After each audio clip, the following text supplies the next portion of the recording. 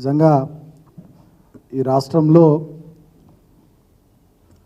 ప్రజాపాలన నడుస్తలేదు, ప్రతీకార పాలన, కక్షలు కార్పణ్యాలతో కూడుకున్నటువంటి పాలన నడుస్తున్నదని మేము మొదటి నుండి చెప్తూనే ఉన్నాం.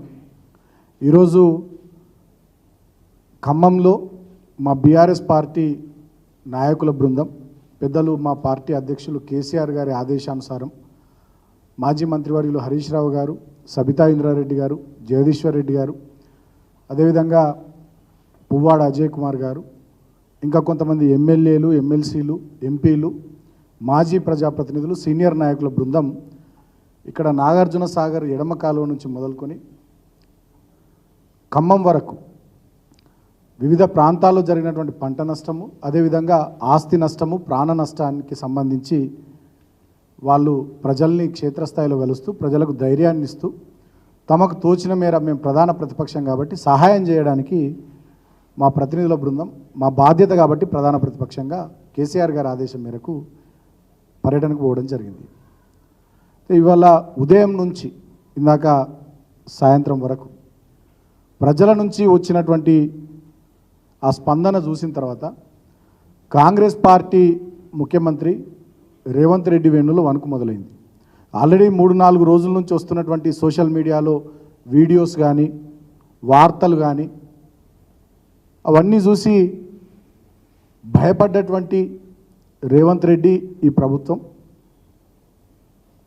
ఇవాళ మా బీఆర్ఎస్ పార్టీ ప్రతినిధుల బృందం, సీనియర్ నాయకుల బృందం పోయిన తర్వాత మొత్తం విషయాలన్నీ ప్రజలు స్వచ్ఛందంగా మా నాయకుల దగ్గరకు వచ్చి అన్ని వివరాలు చెప్తున్నటువంటి సందర్భంలో అదంతా మీడియాలో, సోషల్ మీడియాలో వస్తున్నటువంటి తరుణంలో దీన్ని జీర్ణించుకోలేక ఎట్లన చేసి ఈ అంశాన్ని డైవర్ట్ చేయాలని ఒక కుట్రతోని, ఆలోచనతోని స్వయంగా ఇవాళ ముఖ్యమంత్రి, హోంమంత్రి ఉన్నాడు.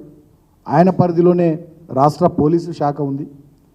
పోలీసుల సాక్షిగా ఇవాళ మా మాజీ మంత్రులు, అదేవిధంగా మా సీనియర్ నాయకులు, మా ఎమ్మెల్యేలు, ఎమ్మెల్సీల బృందంపై కర్రలు, రాళ్లతోని ఖమ్మం పట్టణంలో దాడి చేయడం జరిగింది. కాంగ్రెస్ పార్టీ వాళ్ళు, పోలీసులు ఉన్నారు, కాంగ్రెస్ పార్టీ వాళ్ళు దాడి చేశారు. ఇవాళ మేము అడుగుతూ ఉన్నాం, మరి తెలంగాణ ప్రజలారా, ఒక ప్రధాన ప్రతిపక్షంగా మీకు కష్టం వచ్చినప్పుడు, మీకు ఇబ్బంది వచ్చినప్పుడు, మీరు ఆపదలో ఉన్నప్పుడు మీకు గుండె నిండా ధైర్యం ఇవ్వడానికి, మాకు తోచినంత సహాయం మీకు చేయడానికి, మేమున్నామని చెప్పి మిమ్మల్ని ఓదార్చడానికి మేము మీ దగ్గరికి రావడం తప్ప? మరి ఈ రాష్ట్రంలో ప్రజాస్వామ్యం ఉందా? ఈ రాష్ట్రంలో నిజంగా ప్రజాస్వామ్యం పోయి మరి నియంతృత్వ పాలన ఏమన్నా వచ్చిందా? ప్రధాన ప్రతిపక్షంగా ఉన్నటువంటి మేము ఆపదలో ఉన్నటువంటి ప్రజలకు అండగా నిలవడానికి, ధైర్యం చెప్పడానికి, సహాయం చేయడానికి మేము ఖమ్మం మా పార్టీ ప్రతినిధుల బృందం పోతే పోలీసుల సాక్షిగా మా వాళ్ళ మీద హత్యాయత్నం, ఆ విజువల్స్ చూస్తే నిజంగా చాలా ఆందోళనకరంగా ఉన్నాయి. హోంమంత్రి, మాజీ హోంమంత్రి పెద్దలు ఇందాక మహమూద్ అలీ గారు చెప్పినారు, పాలకపక్షం కానీ ప్రతిపక్షం కానీ ప్రజాస్వామ్యంలో పనిచేస్తున్నటువంటి క్రమంలో వీళ్ళ రక్షణ బాధ్యత ఖచ్చితంగా పోలీసు యంత్రాంగానికి. మరి అటువంటి పోలీసు యంత్రాంగం ముందరనే ఇవాళ మా ఊళ్ళ మీద దాడి జరిగి ఇవాళ మా యువ నాయకుడు ఆయన సంతోష్ రెడ్డి అనేట ఆయన కాలు విరిగింది, ఆయన ఆసుపత్రిలో ఉన్నాడు. ఇప్పుడు ఇంకా చాలామంది సమస్యలు చెప్పుకుందామని చెప్పి మా నాయకుల బృందం దగ్గరికి వచ్చిన 2-3 తలలు కూడా పగిలినాయి. ఒక వృద్ధుని తల కూడా పగిలింది. విజువల్స్ చూసినాం. అంటే ఒక దుర్మార్గంగా బీఆర్ఎస్ పార్టీ ప్రజల కోసం చేస్తున్నటువంటి ఈ పనిని చూసి ఓర్చుకోలేక, తట్టుకోలేక వాళ్ళ కుట్రపూరితంగా దాడి చేసినటువంటి తీరును తెలంగాణ ప్రజలంతా కూడా ముక్త కంఠంతో ఖండించాల్సిందిగా మేము కోరుతా ఉన్నాం. ఈ దాడికి బాధ్యులైనటువంటి వాళ్ళపై తక్షణమే చర్యలు తీసుకోవాల్సిందిగా డెఫినెట్గా మేము డిమాండ్ చేస్తూ ఉన్నాం. సరే, ఇటువంటి దాడులతో మరి మమ్మల్ని ఆపుతారా అంటే అది మీ తాత జేజమ్మ తరం కాదు రేవంత్ రెడ్డి, గుర్తుపెట్టుకో. ఇందాక శ్రవణ్ గారు చెప్పిండ్రు, హైదరాబాద్లో వాతావరణ శాఖ ఆగస్టు 27వ తేదీ నాడే అలర్ట్ ఇచ్చింది.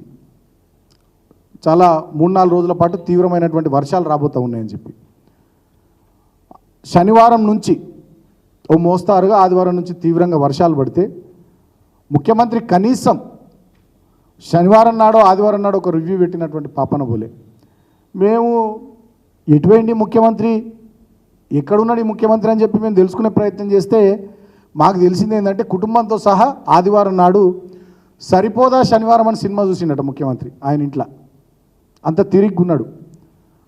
ఖమ్మంలో, వరంగల్లో, మహబూబాబాద్లో, సూర్యాపేటలో రాష్ట్ర వ్యాప్తంగా వర్షాల వల్ల ఇప్పటికీ సుమారు 30 మంది చనిపోయినారు.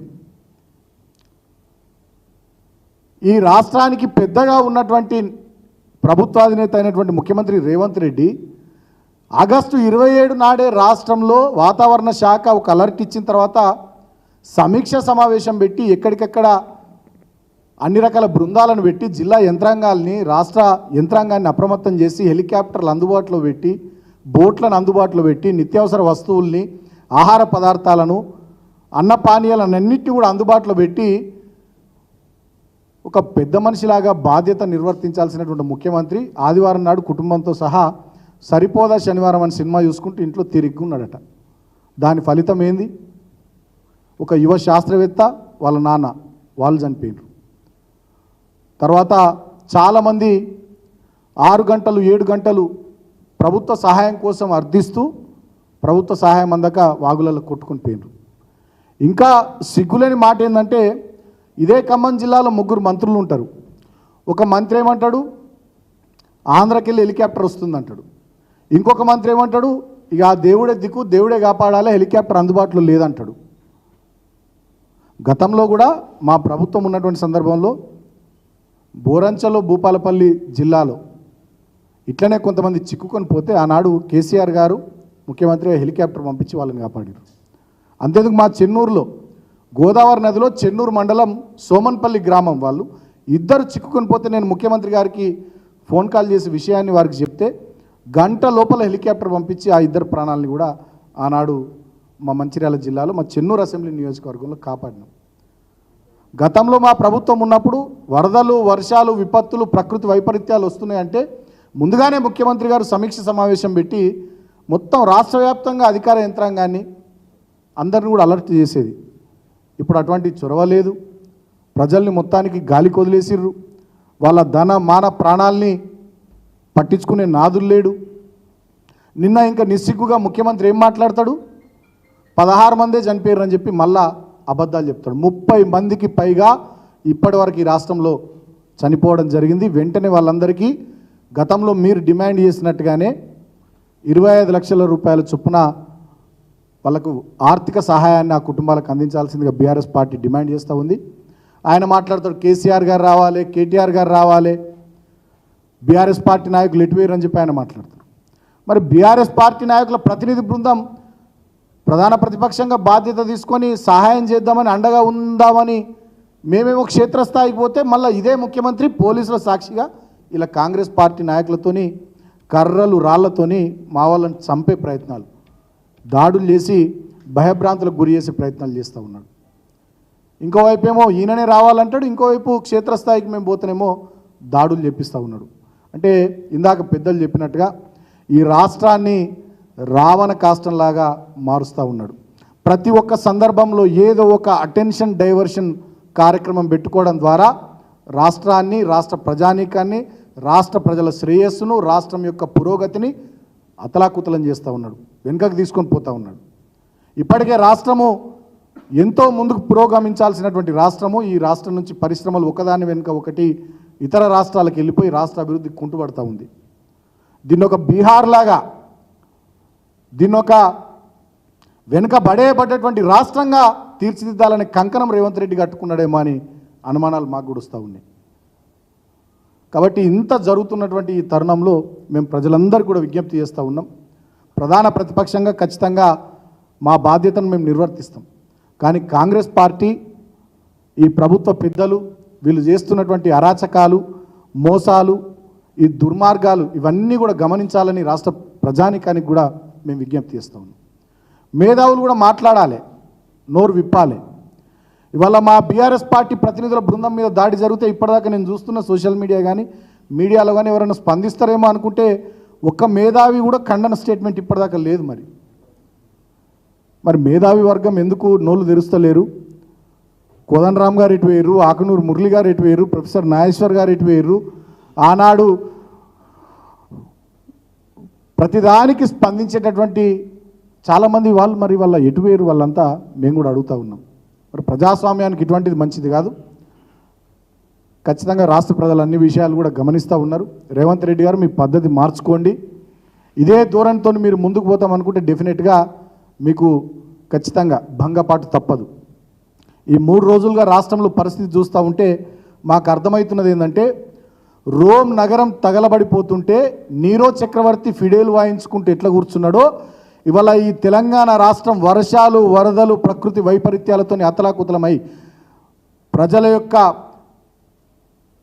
ప్రాణాలు గాల్లో కలిసిపోతూ ఉంటే, విపరీతమైన పంట నష్టం జరుగుతూ ఉంటే, ఆస్తి నష్టం జరుగుతూ ఉంటే రేవంత్ రెడ్డి అనేటటువంటి వ్యక్తికి చీమ గుట్టినట్టయినా లేదు. నిన్న ఆయన ఖమ్మం జిల్లాలో పర్యటన, అదేమన్నా ఎన్నికల ప్రచారమా? నాకు అర్థం కాదు.